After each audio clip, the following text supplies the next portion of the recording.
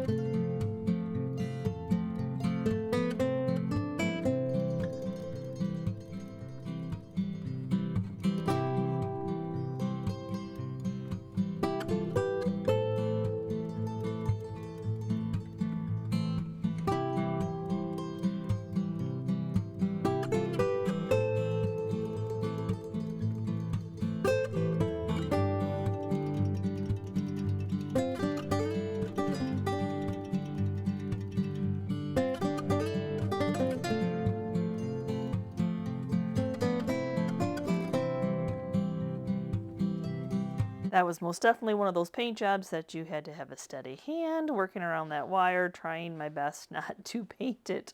So now I'm just getting the glass cleaned up, and we'll get this put back together. And then when I attach the lid back on, I'm just touching up the screws that were unpainted. Now I went for some of my really small terracotta pots. I'm just going to put a little bit of lavender in them. These ended up being too big, so I ended up downsizing another size. But the gist of it is I put some floral foam in the bottom of it, put some of the Spanish moss on top, and then just arranged a little bit of lavender for some nice purple color inside.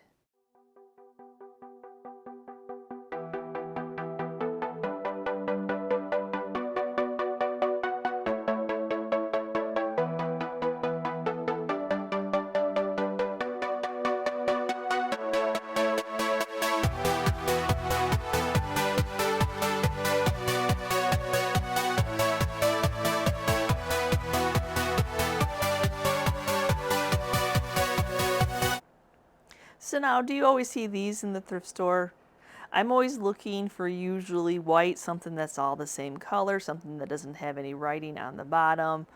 You think that would be an easy find, but it's not. And yet again, $8.29 was the magical price of the day for some reason. So we're just going to go ahead and get this sticker removed. Now, I would like to paint this crock, but it is super shiny.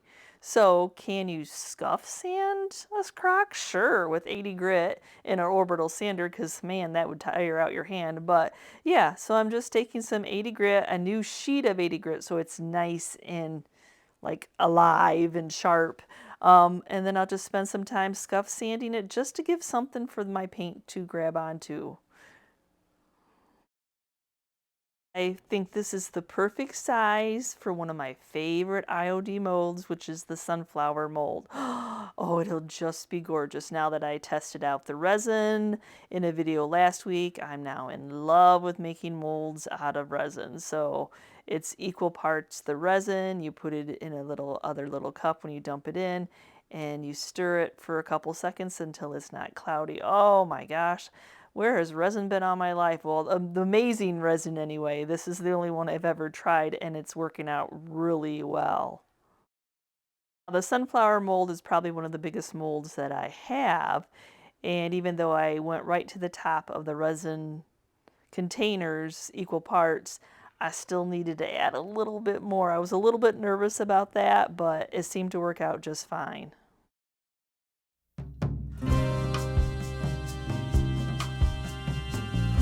Yeah, so as I was pouring it in very gingerly, letting it self-level, the little tips of the sunflower were not filled. You could see a little bit of the middle was sticking out. So yeah, I had to mix up some more, but just kind of like trying to very slowly pour it in so I'm not overfilling it.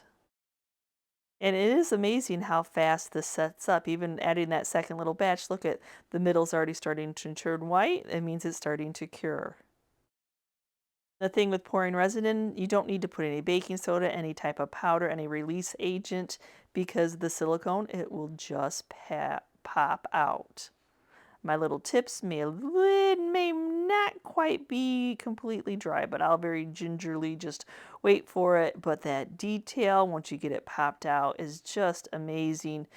There's just something about IOD molds, man. They are just awesome. I know that Bondo might seem a little bit like overdoing a glue agent, but I tell you what I like about it is that within minutes of me holding it, it is curing, it is bonding onto the item. I know that it's going to be on there. And then the other thing that I like is that it's still a little bit gummy after it's attached, that I can go around the edges and I can clean up my edges and I get that really sharp look. So for me, yeah, I really liked the Bondo when I did it on the terracotta pots a few videos ago. Now I'm just going to reheat my mold just so I can get the round shape of the crock. Just heated it up enough that it's pliable and it starts to move. Yeah, I just want to be able to get that bend, the shape of the crock. Then I'll go ahead and put my Bondo adhesive on. I kind of have to work fast because once I mix that hardener with that Bondo, it's already starting to set up. But enough thin layers should do it. Really trying to concentrate that I get those little edges.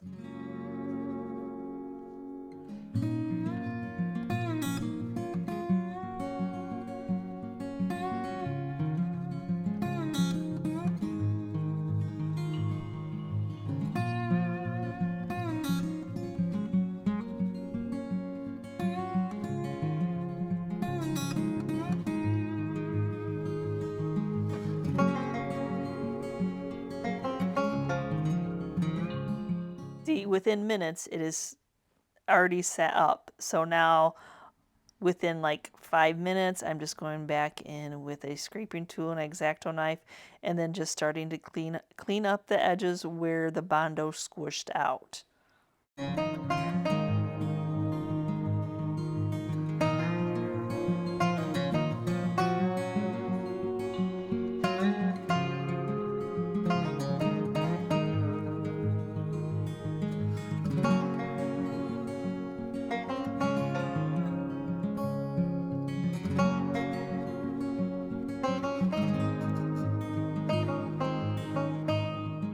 I don't know, once I've used Bondo, I'm not sure I'll go back to any other because it just does so well. So now I'm going to go ahead and prime and seal my mold in, and then give a good primer coat on the rest of the crock to get it ready to paint using some shellac. And then I'm really going to just paint this white for right now. So I'm using Picket Fence by Fusion, primer, top coat, paint all in one. Gotta love that. So at first I'm going to go ahead and just paint it with one coat of the Picket Fence, and then if I see any gaps or any like holes within my mold, then I can go ahead and mix up some textured paint, which will fill in any of those little gaps.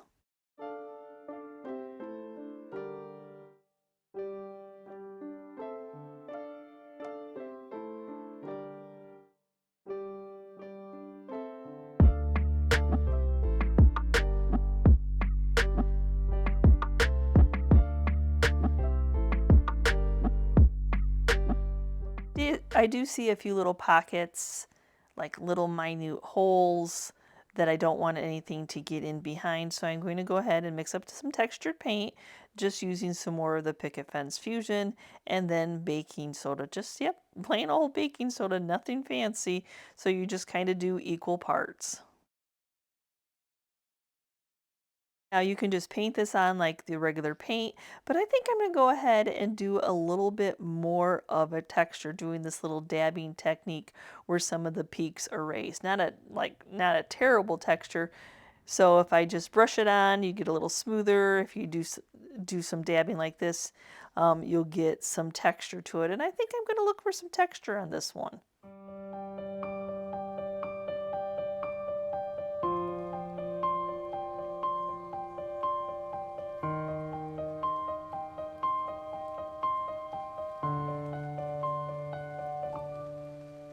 Now here's where I'm going to make my sunflower come alive.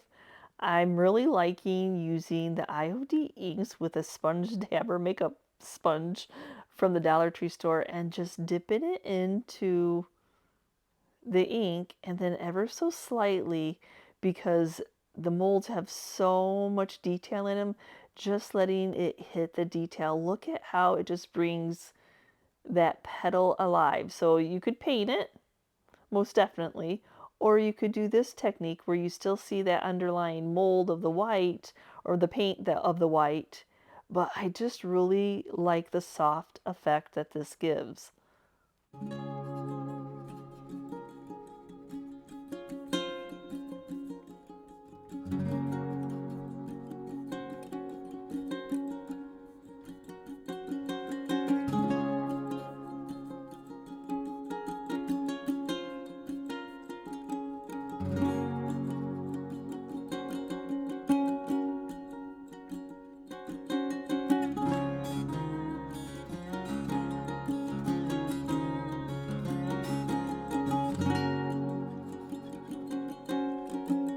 Now, unfortunately, I don't have any brown ink, and so I thought, okay, I'll just try the black, and I'm like, no, I don't like it, I don't like it. Do you ever have that moment like, well, it's on there, but I don't like it? So I actually went ahead and just went into my paints and got some Fusion chocolate paint, and then I'm going to very gingerly try to do a dry technique because I don't like the black at all. If you don't love it, nobody else is going to love it. So the same things that you can pick how other people are going to pick out. Yes. So yes, I'm going to not try to cover it up, but I definitely like the brown a lot better. What amazing details. Now I'm just going to go ahead and seal this in with some weather defense that should make this so you can still just dry dust it. I probably wouldn't trust putting it in, immersing it in water, but nothing like a little tag in it when you sell it.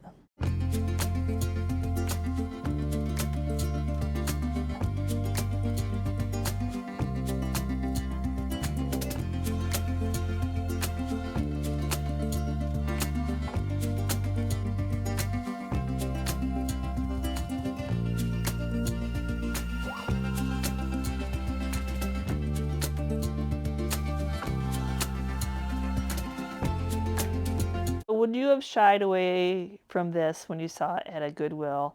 These candelabras, which are home interior that I have made over a ton, sell really well for me.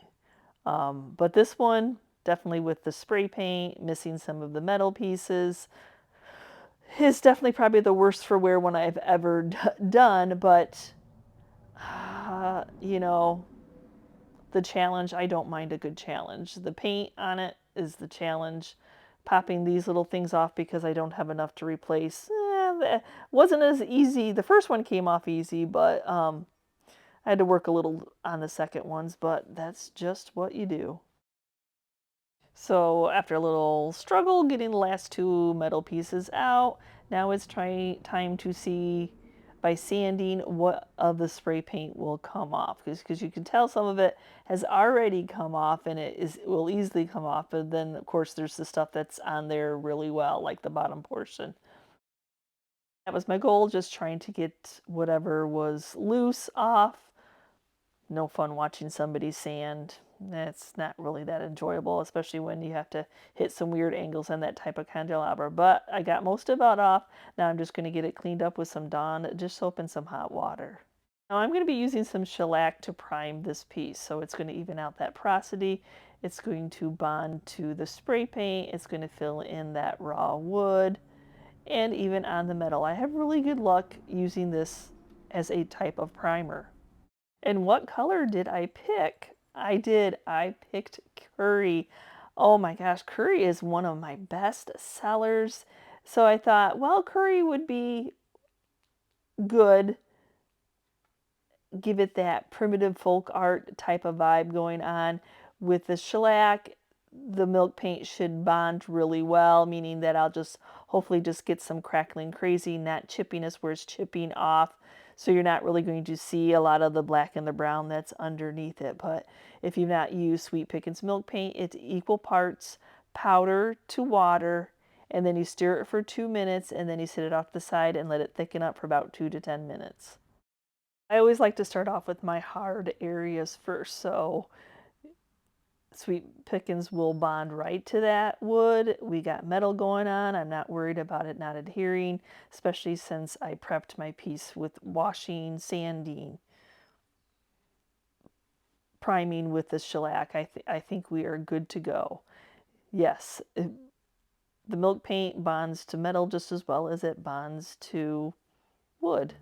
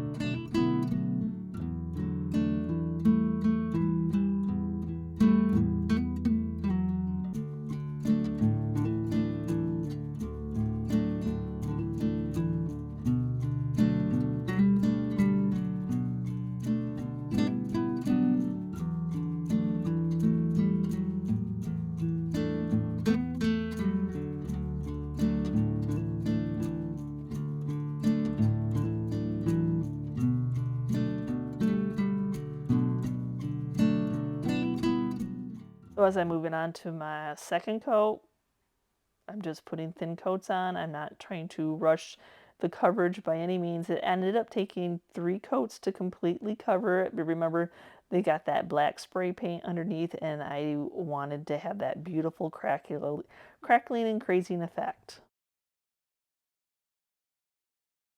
Oh, it was well worth the patience. I let it completely dry overnight. There's some beautiful crackling and crazing going on. So now I'm going to use some aging wax on it, which is going to deepen up the curry paint, and it's also going to get into those crackling, crazing, and really make them pop.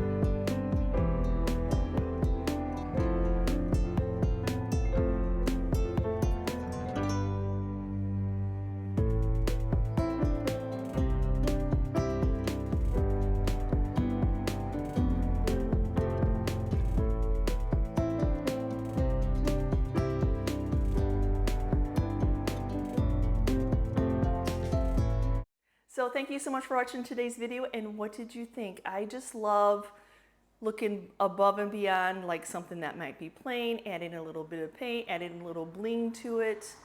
So please give me a comment which of the items I made over today were your favorite, and if I have inspired you to get into your stash of items that you need to make over, or maybe hit a Goodwill and see what they got on the shelf. So again, thanks for watching today's video, and as always, if you're part of our YouTube family, thank you so much.